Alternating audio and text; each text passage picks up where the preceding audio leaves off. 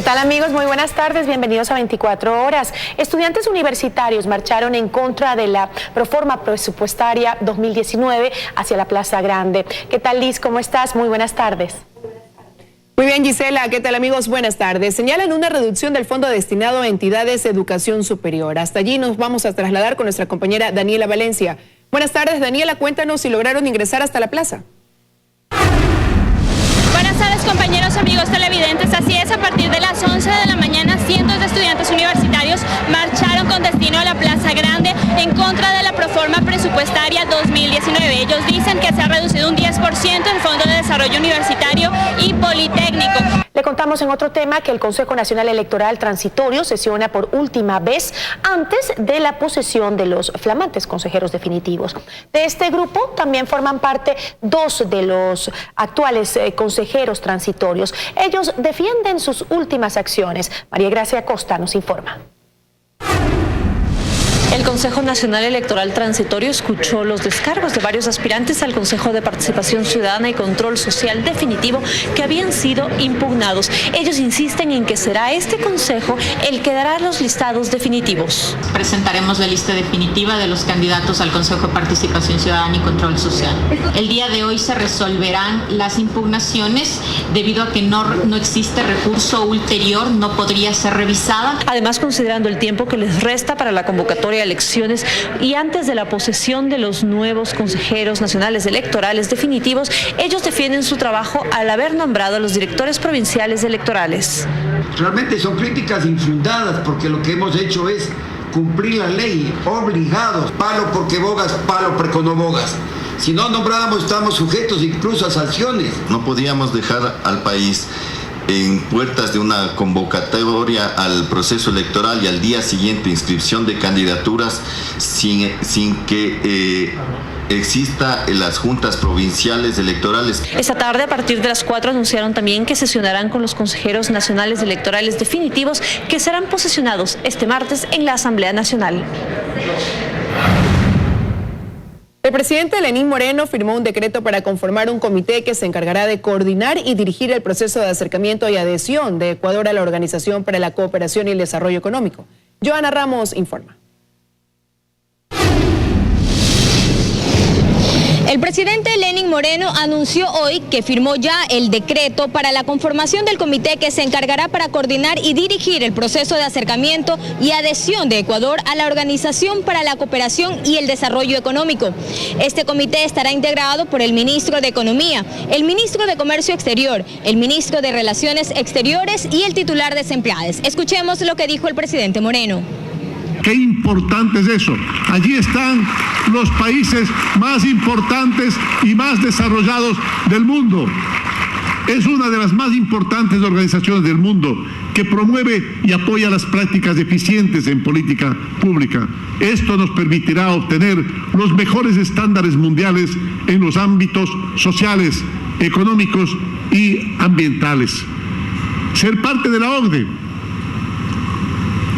nos permite tener mejores condiciones de créditos y más acceso a la inversión extranjera. Además, nos asegura, entre otras ventajas, impulso al desarrollo tecnológico y a políticas medioambientales.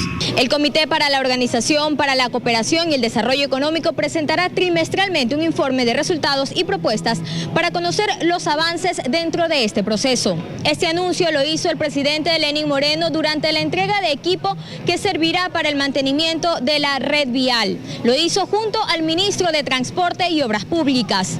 El presidente Moreno continuará con su agenda aquí en Guayaquil, pero con actividades de despacho. País. Desde la Cámara de Comercio de Guayaquil se aplaude la medida, mientras que un analista asegura que es contradictoria contra los paraísos fiscales. En el registro oficial número 368 del pasado 15 de noviembre se incluye una resolución del Servicio de Rentas Internas, con la que se elimina la obligación que personas naturales y sociedades en Ecuador tenían de reportar activos monetarios que se mantengan en entidades financieras del exterior. obligación establecida a finales de 2017 para empresas y personas naturales cuyas cuentas en el exterior superen los $100.000. Para quienes no las reporten, se fijaba una multa equivalente al 1% del monto que se estaría ocultando. El SRI insertó una disposición transitoria para que la información sobre cuentas y depósitos en el exterior sea reportada desde 2014. El tema generó inconformidad entre los empresarios. Representantes de la Cámara de Comercio de Guayaquil interpusieron una acción de protección contra la medida, pero el recurso fue rechazado.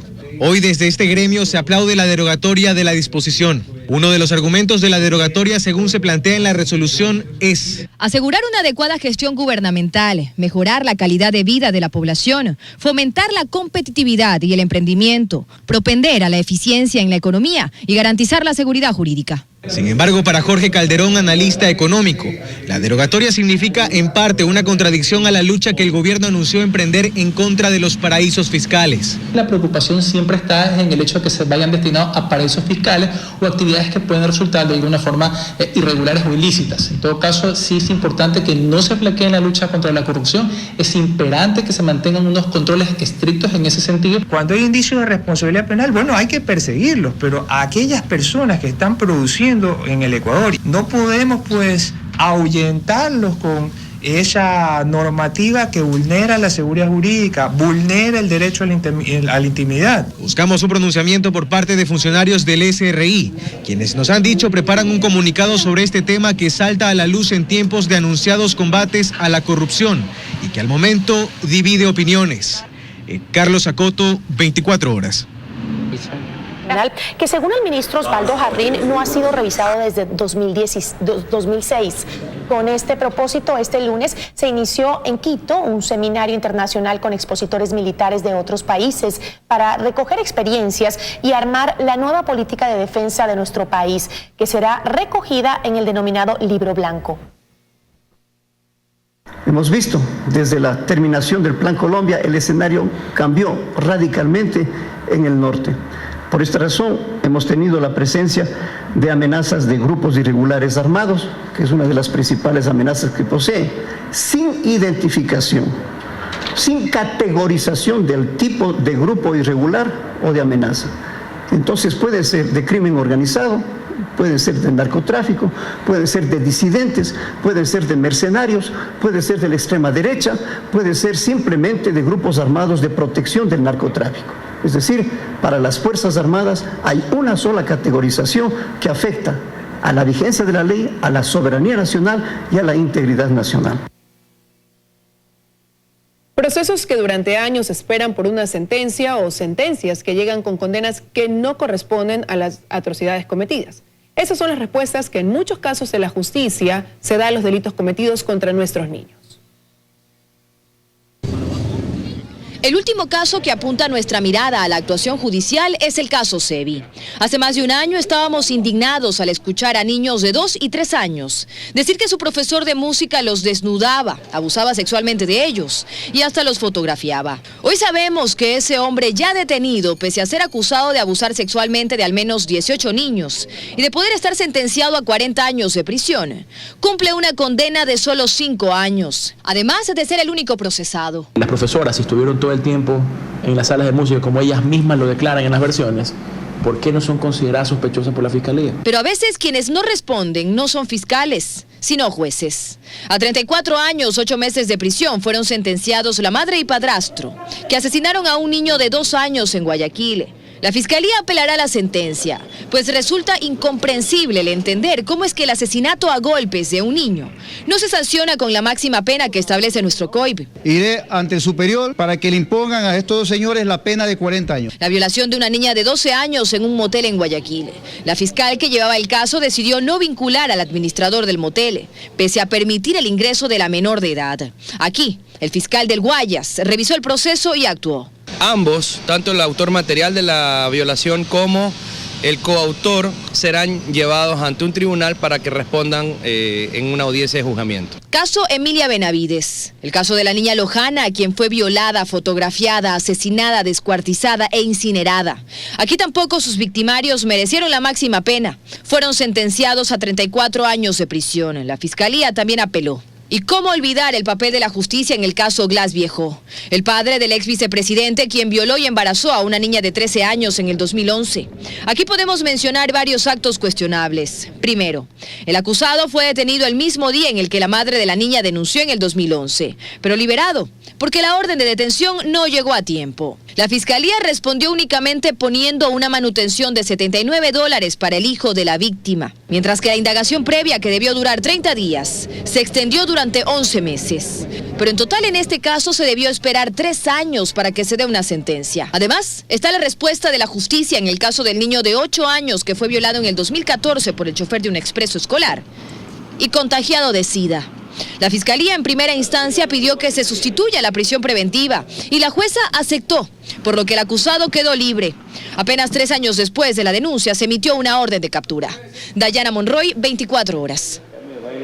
Cambiamos ahora de ámbito informativo. Le contamos que las expresiones artísticas se multiplican en Loja, en donde se desarrolla el Festival Internacional de las Artes Vivas. Los lojanos aplauden la existencia de este tipo de espacios e incluso desde la Asamblea buscan institucionalizarlo. Andrea Samaniego nos cuenta más desde Loja. Gracias, ¿cómo están? Muy buenas tardes. Las autoridades ya han anunciado que existe el presupuesto para el 4º Festival Internacional de las Artes Vivas y el compromiso es que se realice en la ciudad de Loja. Los lojanos nos han dado cuáles son las razones para que el festival se mantenga en esta ciudad. Les contamos en el siguiente video.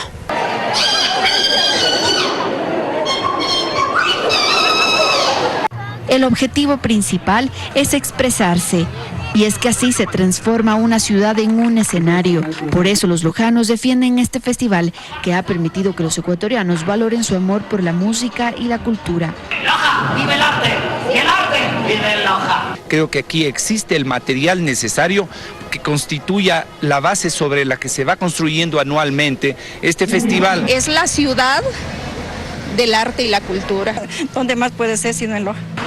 Incluso críticos en el tema consideran que esta es una ciudad ideal para la promoción artística y cultural. Es una ciudad de 200.000 habitantes más o menos, que es una medida magnífica para que se pueda sentar un festival así y tenga una repercusión de verdad en la población. La 4ª edición ya es una realidad, o al menos ese es el compromiso de las autoridades. Los recursos para el año 2019 referente al 4º festival están seguros. ¿Se confirma entonces que el 4º festival es aquí, no? Me hace medio difícil la pregunta, pero estimaremos que sí. Sin embargo, persiste la preocupación que quiten a Loja este festival internacional. Por eso se busca institucionalizarlo mediante un proyecto de ley que ya está en la Asamblea siendo tratado por la Mesa de Educación. Independientemente de las autoridades de turno, tanto locales como nacionales, este festival se puede realizar cada mes de noviembre, cada año en la ciudad de Loja. El expresidente Correa firmó un decreto a días de dejar la presidencia que aseguró la edición 2 y 3 del festival, aunque hay un informe de Contraloría que cuestiona el contrato del festival y su costo, con lo que este evento podría verse afectado, aunque es un sueño cumplido para una ciudad que vive del arte. Y más artistas se espera que lleguen durante esta última semana del festival, así que usted está a tiempo de poder visitar el sur del país en el festival de la cultura más grande que tiene el Ecuador. Con esta información regresamos con ustedes que tienen más noticias. Muy buenas tardes.